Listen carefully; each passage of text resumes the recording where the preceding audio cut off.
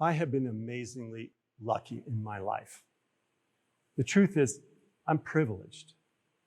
I'm a white, middle-class male, and I'm a baby boomer. I grew up in the sweet spot of history in the richest country in the world, where kids like me had more choices, more opportunities, and more freedom than any generation in American, or for that matter, world history. The truth is that if you were a kid growing up in the 1960s or 70s, you really didn't have to worry about whether one day you'd own a car or have a house or be comfortable in your retirement. You could be a carpenter, or a plumber, an electrician, a teacher, a salesman. It didn't really matter. You knew one day you'd own a car, you'd have a house, and it'd be okay. When I was going to college, tuition at the University of California was only $120 a quarter. And what that meant was that I could work part-time during the year and work during the summers and make enough money to put myself through college and graduate with a degree and not owe a single penny in debt.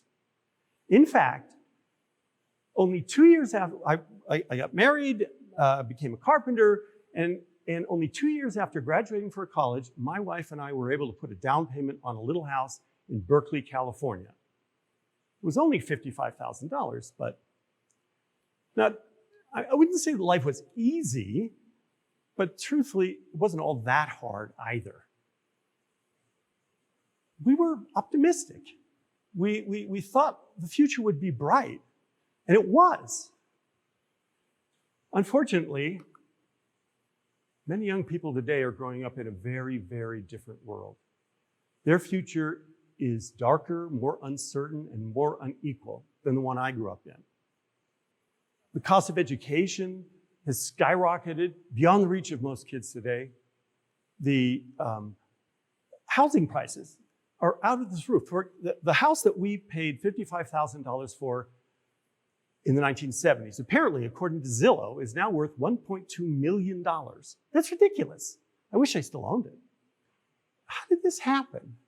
How could it be that in one generation, we went from a world of so much optimism, so much opportunity, to a world of so much uncertainty and inequality and fear in one generation? Well, I think if we're ever really going to answer that question, we need to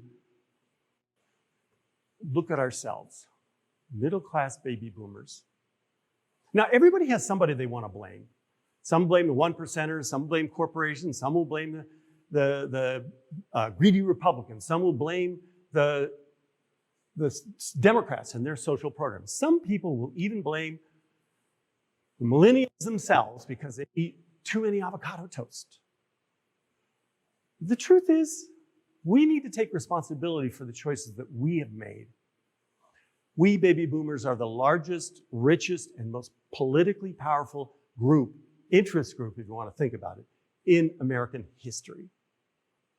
Now, let me be very clear. I'm not trying to suggest that you or your parents or I am somehow are greedy sociopaths who don't care about their children or their grandchildren's futures. I think the opposite is true, and that's exactly the dilemma. Because our natural human reaction is to try and husband our wealth and save for our own retirements, and if we're lucky, be able to have enough so that we can help out our kids or grandkids with a down payment on a house or help them with their ridiculously expensive college tuition. But the dilemma is that in so doing, we're actually privatizing society's wealth. And as a consequence, they are growing up in a far more uncertain and fearful world. Not everybody has a middle or upper middle class parent or grandparent that can help them out. And even if you can help your own kids out, it's like buying a fire truck for your family when your town or your village or your state is burning to the ground. As we can see now, it doesn't work. It's going to be too little and it's too late. So how did we get here? Now, it's easy to over-romanticize the so-called greatest generation, and there were many, many things that they could and should not be proud of. Racism and bigotry and sexism were a part of the fabric of American society at that time, and I think sadly still. But it is also true that that generation made the choices and made the saving and made the investment that were the foundations upon which the 20th century, the latter 20th century's wealth and prosperity was built. They remembered, though, the Great Depression. They remember the millions of Americans who lost their homes and their farms and their businesses. They remember that tens of thousands of people had to stand in line simply to get enough food to eat. And they remember the thousands, there were over 6,000 homeless camps scattered all around America, where those who had been evicted from their homes and farms had to live. They called them Hoovervilles. But that generation also remembered and loved President Franklin Roosevelt. In his programs, there 8 million Americans got jobs. And they planted 2 billion trees. They helped electrify rural America. They brought water to the parched West. They built thousands of schools and parks and swimming pools and homes for the homeless. And then they created the Social Security system, the unemployment insurance system, banking regulation, support for American farmers, and a whole host of other programs that are foundational to what we consider a good society today. I mean, can you imagine what life would be like under the pandemic if we didn't have unemployment insurance or Social Security? And then they also fought in a war in Asia and a war in Europe at the same time and came out victorious. It's unsurprising that the next 4 presidents, Truman, Eisenhower, Kennedy, and Johnson, all worked to extend FDR's legacy. They built more roads, more canals, more bridges. And they also built the finest universities in the world, and then created the GI Bill, which brought millions of Americans up into the middle class. Now, it may be hard to believe this, but at the end of the Eisenhower administration, the top tax rate on the richest Americans was 91%. Corporations paid 50% of their profits in taxes.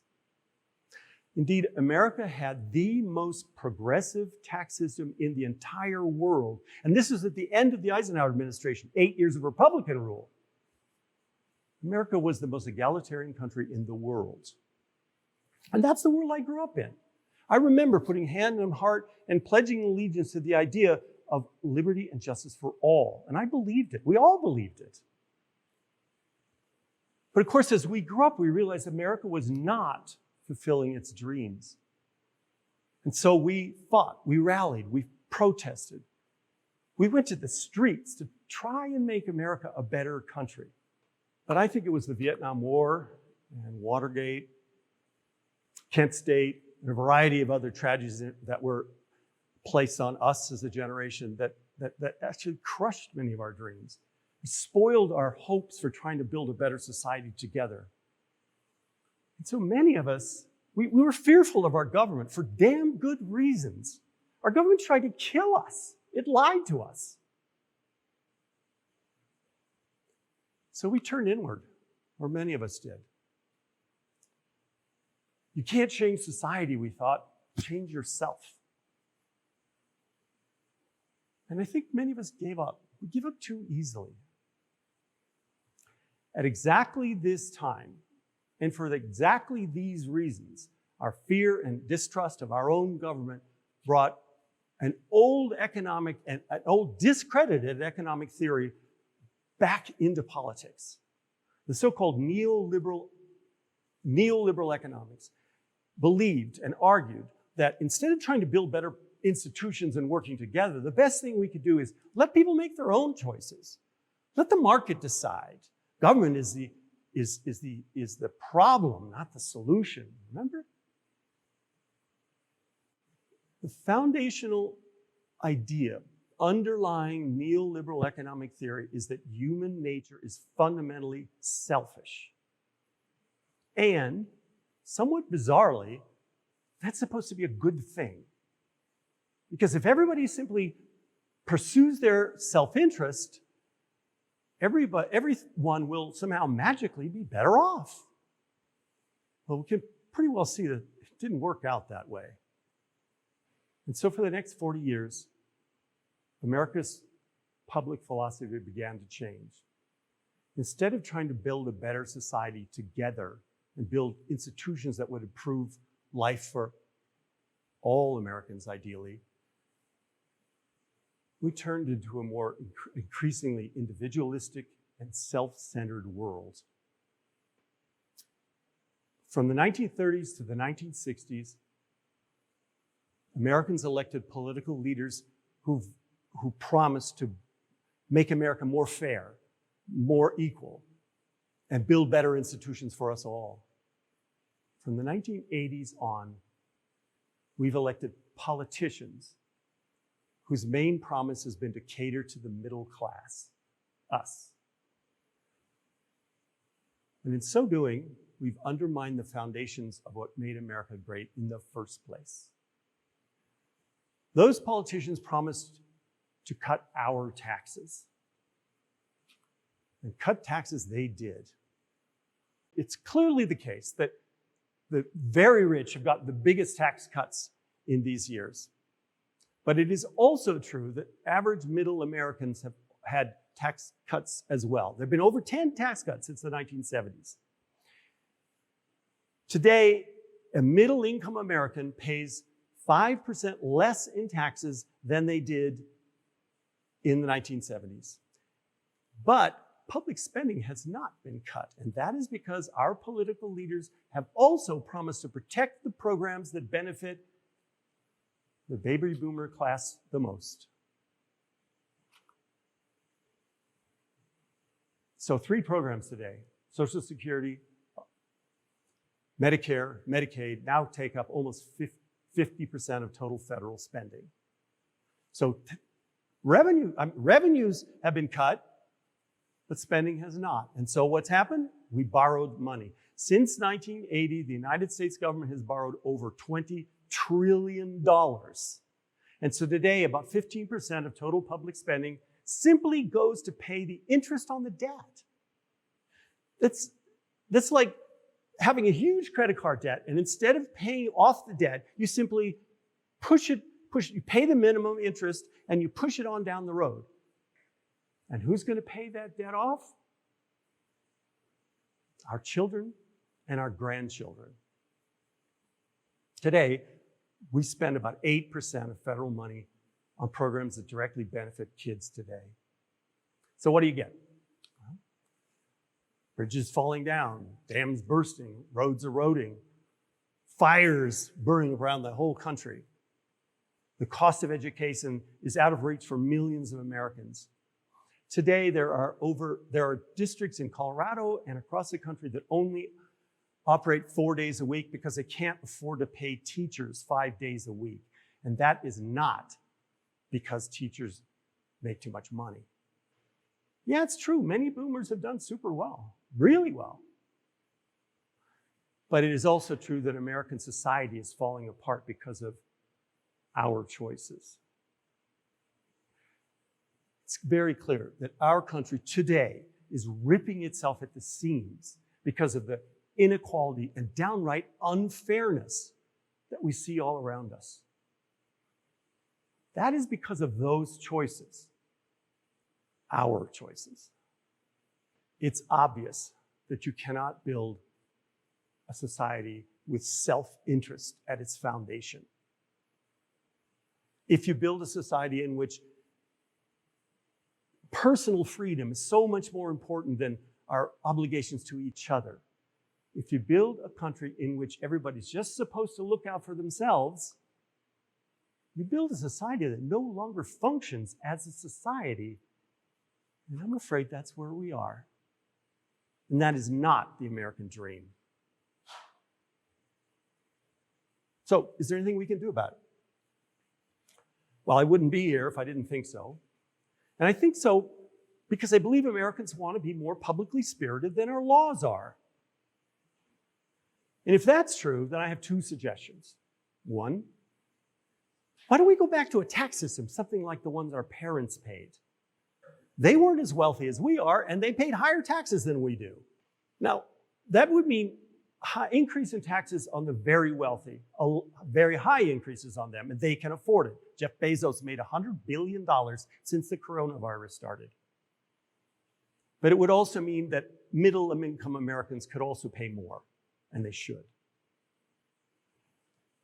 Your parents paid it, why can't you? Do you remember the house that you grew up in? I'll bet you anything that it was smaller than the house you live in today. But I think we really want to rebuild the American dream, we have to dig deeper. We need to rebuild our social foundations. And to do that, I propose that we introduce a universal public service program.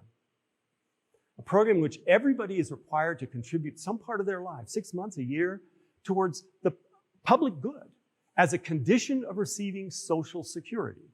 So you could do this when you're young, in Teach America program or the military services, or you can do it when you're my age.